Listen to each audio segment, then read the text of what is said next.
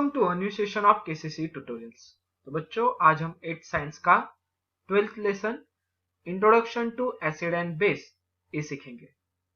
तो video start करने से पहले आपको एक रिक्वेस्ट है, अगर हमारी वीडियोस आपको अच्छी लग रही हो, इनका आपको कुछ फायदा हो रहा हो, तो प्लीज ज्यादा से ज्यादा लाइक, शेयर एंड कमेंट करते जाइए। और अगर आपने अब तक हमारे चैनल को सब्सक्राइब नहीं किया होगा तो प्लीज सब्सक्राइब भी कर दीजिए। So let's start our today's topic, introduction to acid and base. तो पहले क्या दिया है देख लो हमें। We consume many food items in our daily life. Example lemon, tamarind, tomato, sugar, vinegar, salt. Do all they taste similar, यानी कि इन सभी चीजों का जो टेस्ट होता है वो सेम होता है क्या? नहीं। लेमन क्या रहेगा? सारिन टेस्ट रहेगा। टैमरिन सार होता है टेस्ट में। शुगर स्वीट होगी। सॉल्ट भी बिटर होता है, सॉल्टी होता है। तो अलग अलग चीजों का, फूड आइटम्स का अलग अलग टेस्ट होता है, बराबर। इसी टेस्ट के ऊपर हम एसिड बेस ऐसे बाइफर्केशन कर सकते हैं। तो पहला टॉपिक है हमारा acid. You will notice that some substance have sweet taste, some are bitter, some are sour astringent, यानी कि कुछ चीजें टेस्ट में स्वीट होगी यानी कि मीठी होंगी, बिटर होगी नहीं तो सार होगी। अब बिटर यानी कि कड़वी और सार यानी कि खट्टी, जिसे हम मराठी में कड़ू और खट्टी यानी कि तुरट ऐसे बोलते हैं। जैसे कि मान लो लेमन, टैमरिन, विनेगर, आंवला, ये सब चीजें कैसे सार है। सार यानी कि क्या? तो खट्टी होती है। इमली कैसी होती है? खट्टी। टैमरिन यानी कि इमली। लेमन जो नींबू होता है। विनेगर हम चाइनीज में डालते हैं, अलग अलग पदार्थों में डालते हैं। आंवला यानी कि आंवला। इन सभी चीजों का एक टेस्ट होता है, वो है sour. Due to the presence of typical compound in them. अब इस चीजों को एक टेस्ट, सार टेस्ट क्यों आती है? तो उनमें एक कंपाउंड होता है स्पेशल। अब वो कंपाउंड क्या होता है? Such compound imparting sour taste are called as acid. तो कौन सा सार टेस्ट का इम्पार्टिंग कंपाउंड कौन सा है? तो एसिड। यानी कि लेमन, टैमरिन, विनेगर, आंवला को जो सार टेस्ट आता है वो उसमें रहने वाले एसिड की वजह से आता है। Acid are soluble in water, और एसिड क्या होते हैं? वाटर में सॉल्युबल होते हैं। दे आर करोजिव इन नेचर, और उनकी वजह से करोजन होता है। यानी कि बहुत बार हमने देखा है, अगर टाइल्स पे हम एसिड डाल दिए तो वहां पर टाइल्स खराब हो जाती है। कुछ क्लीन हो जाती है, मगर ज्यादा एसिड डालने से खराब भी हो जाती है। Animals and plants also possess acids in them, और एनिमल और प्लांट्स में एसिड होता है। अब इन सभी बातों का मैं आपके डेली लाइफ में आपको पता चलेगा कि कैसा है। देख लो, हम एसिड, आपने बहुत बार हार्डवेयर की दुकान में जाओगे तो व्हाइट कैट का एसिड मिलता है, बराबर। वो एसिड हम पानी में डालते हैं, और जो टॉयलेट बहुत गंदे हो गए हैं, टॉयलेट अगर नहीं तो टाइल्स बहुत गंदी हो चुकी है, तो उस टाइल हम उस एसिड से साफ करते हैं, बराबर। तो क्या होता है? एसिड करोजिव होता है, मगर हमने सही मात्रा में एसिड यूज किया तो वो क्लीन करने के लिए भी यूज करते हैं। सेकेंड बात थी, animal and plants also possess acid in them. तो हमने जब डाइजेस्टिव सिस्टम सीखा था 7th स्टैंडर्ड में, तो हमारे स्टमक में हाइड्रोक्लोरिक एसिड होता है जो कि हमें डाइजेशन के लिए मदद करता है। ये हमने 7th स्टैंडर्ड में सीखा था, आपको याद रहने वाला है।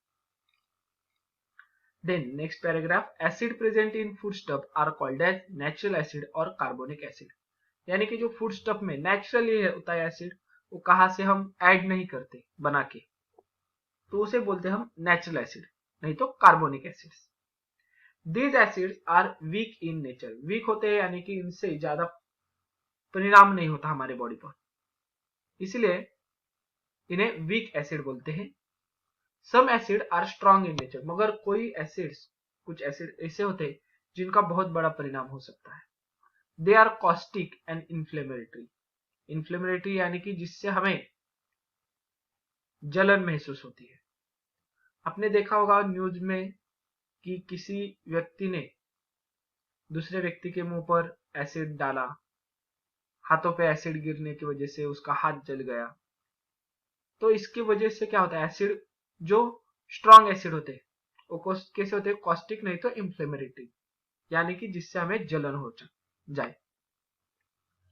Example sulphuric acid that is H2SO4। आपको ये सारे नाम याद रखने हैं और उसका केमिकल फॉर्मूला भी।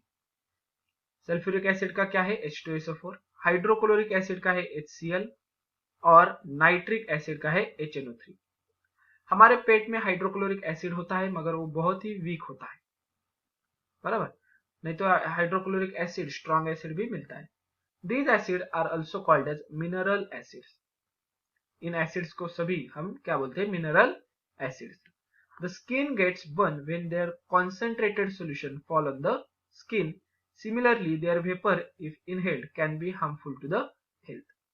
जब ये एसिड्स सल्फ्यूरिक रहने दो, हाइड्रोक्लोरिक रहने दो, नाइट्रिक रहने दो, अगर हमारे बॉडी के स्किन पर किसी कारणवश पड़े तो क्या होता है, हमारी स्किन जलना स्टार्ट होती है। और जब एसिड पड़ता है तो इससे वेपर्स बाहर आती है। आप टॉयलेट में एसिड डाल के जब बड़ो काम कर रहे होंगे एसिड का कुछ, तो पेंटिंग का नहीं तो टॉयलेट क्लीनिंग का, तब एसिड डालोगे तो आप देख लो उनके सुपरविजन के अंडर कि एसिड जब हम डालते हैं तब वहां वो एसिड पड़ने के बाद उसमें से फ्यूम्स दैट इज वेपर बाहर आती है। अगर ये वेपर हमने इनहेल यानी कि सांस जब अंदर लेते, ये वेपर भी हमारे बॉडी के अंदर चली गई नोज के अंदर, तो हमें ऐसे हार्मफुल होते हैं हेल्थ के लिए। जलन होती है नाक में, गले में, उसकी वजह से। Strong concentrated acids are converted into dilute acid by slowly adding them into the water. अब स्ट्रॉन्ग एसिड्स होते हैं तो अगर हमने उसके साथ पानी मिला दिया धीरे धीरे तो क्या होता है, वो डाइल्यूट एसिड होता है यानी कि वीक, जिसका ज्यादा परिणाम नहीं होता। Such dilute acids are less harmful than their corresponding strong acid। और ऐसे जो dilute acids होते हैं वो less harmful यानी कि इनसे हार्म कम हो जाती है। यानी कि हमें जब कौन सा काम करना है इसके ऊपर हमें कब कॉन्सेंट्रेटेड एसिड यूज करना है, कब डाइल्यूट एसिड यूज करना है, वो ध्यान में रखना पड़ता है। If you taste dilute solution of baking soda, you will find if astringent or bitter। जब आप बेकिंग सोडा की टेस्ट लोगे, बेकिंग सोडा यानी कि जो खाने का सोडा रहता है वो, तो उसको एक बीटर टेस्ट आती है। बीटर टेस्ट का क्या बोला था, कड़वा। Substance having astringent or bitter taste and slippery to touch। अब बीटर टेस्ट है और स्लिपरी, एक चिपचिपे से सोप कैसा रहता है कि जिसके ऊपर जब हम हाथ टच करते हैं तो एक स्लीपरी हमें महसूस होता है, तो स्लीपरी होता है। इन सभी चीजों को हम क्या कहते हैं, आर कॉल्ड एज बेसेस। तो बेस की क्या प्रॉपर्टी है, एक तो उनकी टेस्ट बीटर रहेगी और उसका जो टच रहेगा वो स्लीपरी होगा। अब बेस में कौन कौन से बेस आते हैं, तो फर्स्ट वन एग्जांपल दिया है हमें lime water that is CaOH2। Then baking soda and caustic soda. Baking soda यानी कि जो डिटर्जेंट में यूज किया जाता है, और कॉस्टिक सोडा बेकिंग सोडा जो खाने में यूज किया जाता है, और कॉस्टिक सोडा जो हमें डिटर्जेंट्स में धोने के लिए यूज किया जाता है, and soap. Bases are completely different from acid. Acid से बराबर कंप्लीटली डिफरेंट होते, अपोजिट होते हैं बेस सारे। Chemically they have properties opposite to that of the acid. Opposite होते हैं एसिड से। They are also inflammatory to skin. मगर बेस भी हमारे स्किन को जलन कर सकती है in their concentrated form. Concentrated यानी कि strong form. We know that distil water is tasteless. Distil water यानी कि जो वाटर जिसमें कोई भी मिनरल्स वगैरह नहीं है, डिस्टिल है, वो वाटर की टेस्ट क्या होती है? टेस्टलेस, कोई भी टेस्ट नहीं होगी। And water is neither acidic nor basic, वो एसिडिक भी नहीं होता, बेसिक भी नहीं होता। उसकी वैल्यू 7 होती है, पीएच वैल्यू 7। और पीएच वैल्यू क्या होती है वो भी बता देंगे। जैसे जैसे आपको जो चीजें जरूरत है वैसे मैं बता दूंगा। देन नेक्स्ट है हमारा indicator. The substance which are neither acidic nor basic are chemically inert in nature। Chemically inert यानी कि जिसका कोई भी रिएक्शन नहीं होता। तो कुछ ऐसी चीजें होती है जो एसिडिक भी नहीं होती, एसिड भी प्रॉपर्टीज नहीं होती, बेस की भी प्रॉपर्टीज उसमें नहीं होती। तो इनर्ट यानी कि वो किसी भी रिएक्शन में भाग नहीं लेते। टचिंग और टेस्टिंग ऑफ एसिड और base is very harmful. Acid को टच किया, बेस को टच करना नहीं तो उसका टेस्ट लेना, ये वेरी हार्मफुल है। आपको मान लो मैंने सल्फ्यूरिक एसिड दिया, जो आपके चेहरे पर अगर किसी स्किन पर पड़ जाएगा तो आपकी स्किन जल जाएगी। मैं बोलूंगा आप टच कर लो नहीं तो टेस्ट कर लो, तो ये संभव है क्या? हो सकता है क्या? नहीं। आपकी जो टंग है उसे इंजुरी हो सकती है, तो हम उसे टच और टेस्ट करके बता नहीं सकते कि ये एसिड है या base. Hence typical indicators are used to recognise them. तो हम जानने के लिए कि कोई सब्सटेंस हमें देगा तो एसिड है बेस है, उसके लिए कुछ टिपिकल इंडिकेटर्स यूज करते हैं।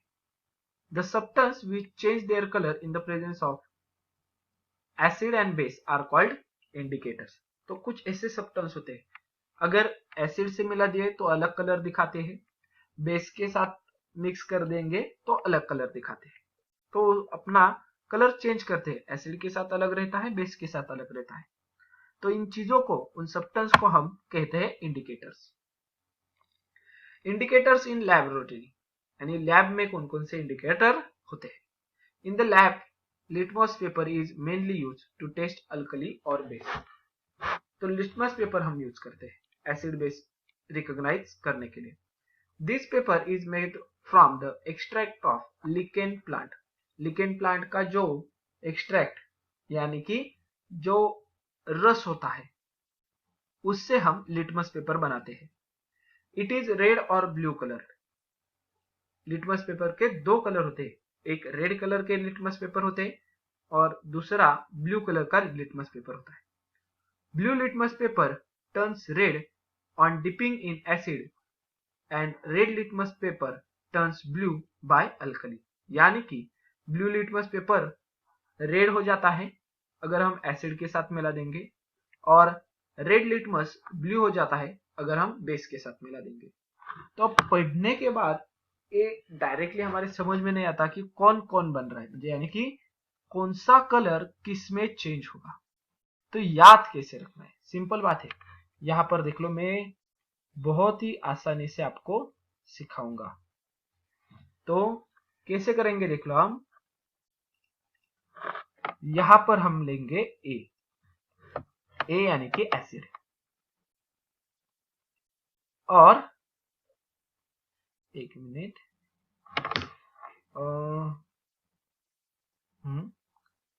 और यहां पर ले लेंगे बेस। अब कैसे लिखना है आपको देख लो, यहां पर बी है तो इस डायरेक्शन में बी लिख दो और इसके वापस अपोजिट में बी लिख दो। ए तो क्या था? एसिड और बेस। अब एक कलर है, ब्लू लिख दिया, यहां पर ब्लू लिख दिया, तो यहां पर लिखूंगा मैं रेड और यहां पर लिख दूंगा मैं रेड यानी कि आर। इसका मतलब क्या है? एसिड में ब्लू लिटमस पेपर रेड बन जाता है, बेस में रेड लिटमस पेपर ब्लू बन जाता है। आ गए समझ में? ऐसे आपको लिखना है। वापस लिख के दिखाता हूं, देख लो। आपको पहले ए लिखना है और बाद में बी लिखना है, एसिड और बेस। देन अपोजिट डायरेक्शन में बी, अपोजिट डायरेक्शन में बी। और हमें यहाँ पर R और R लिखना है। देख नेक्स्ट है हमारा, देख लो क्या, similarly phenolphthalein, methyl orange and methyl red are used in lab in the solution form. और कौन कौन से यूज होते हैं? तो फर्स्ट वन देखा था हमने लिटमस पेपर, सेकेंड था हमारा फिनोप्थलीन, मिथाइल ऑरेंज और मिथाइल रेड। मिथाइल ऑरेंज का कलर क्या बन जाता है? तो pink in acid and yellow in alkali. ये आपको ध्यान में रखना है, एसिड में पिंक होगा और अल्कली में अगर डीप हो जाएगा तो ऑरेंज कलर का येलो बन जाता है। फिनोप्थलीन, अब फिनोप्थलीन लेंगे तो क्या होता है? Phenolphthalein colourless in acid and become pink in alkali, and universal indicator which are in liquid state change their color in the presence of acid and base। Universal indicator के अलग अलग colours होते हैं, उसके हिसाब से हम उसकी पीएच वैल्यू यानी कि कितना एसिडिक है कितना बेसिक है हम ढूंढ सकते हैं। तो आपको ये सिंपली याद रखना है कि कौन से इंडिकेटर का एसिड में कौन सा कलर हो जाता है और बेस में कौन सा कलर हो जाता है। यहाँ पर आपको दिया है, देख लो कि लिटमस पेपर एक सादे सिंपल पेपर होते हैं, मिथाइल रेड, मिथाइल ऑरेंज और बीच वाला फिनोप्थलीन। अब आते हैं नेक्स्ट पार्ट पर। ये आपको चार्ट दिया है, ये चार्ट है हमने जो ऊपर पढ़ा था। लिटमस पेपर अगर लेंगे और अगर वो ब्लू होगा तो blue turns into the red, acid में हो जाएगा रेड, अल्कली में उसका कलर चेंज नहीं होता, वैसे के वैसा ही ब्लू रहेगा। अब अगर हमारे पास रेड लिटमस पेपर है, उसे हम डिप कर देंगे एसिड में, तो एसिड का रेड होता है तो रेड का रेड ही रहने वाला है, वो चेंज नहीं होगा। मगर अल्कली में डालेंगे रेड वाला तो वो ब्लू हो जाता है। ये हमने ऊपर सब सीखा है। मिथाइल ऑरेंज, हमारे बॉटल में तो ऑरेंज कलर रहेगा, मगर जब वो एसिड में डालेंगे तो वो ऑरेंज कन्वर्ट हो जाएगा पिंक में, और अगर वो बेस के साथ डिप करेंगे तो ऑरेंज का कलर बन जाएगा येलो। फिनोप्थलीन कलरलेस लिक्विड होता है, एसिड के अंदर डालेंगे तो कलरलेस ही रहेगा, उसमें कोई भी चेंज नहीं होगा, मगर वहीं पर आप बेस में डालोगे फिनोप्थलीन तो उसका कलर हो जाता है पिंक। मिथाइल रेड, उसका कलर कैसा होता है? रेड कलर में ही होगा। एसिड में डालेंगे तो रेड, एसिड का कलर कौन सा होता है? रेड इंडिकेटर में। मगर जब आप alkali that is water soluble base में डालोगे तो उसका कलर बन जाएगा येलो। तो ये सब था हमारा एसिड का फर्स्ट पार्ट। जैसे कि हमने अब लैब इंडिकेटर्स देखे, नेक्स्ट पार्ट में हमने नेचुरल इंडिकेटर्स और डोमेस्टिक इंडिकेटर क्या होते हैं, एसिड क्या होता है वो देखेंगे। तो यहाँ पर आज का हमारा फर्स्ट पार्ट खत्म होता है। अगर ये वीडियो आपको अच्छी लगेगी तो ज्यादा से ज्यादा लाइक, शेयर एंड कमेंट करते जाइए। और अगर आपने अब तक हमारे चैनल को सब्सक्राइब नहीं किया होगा तो प्लीज सब्सक्राइब भी कर दीजिए। Thank you for watching, good bye.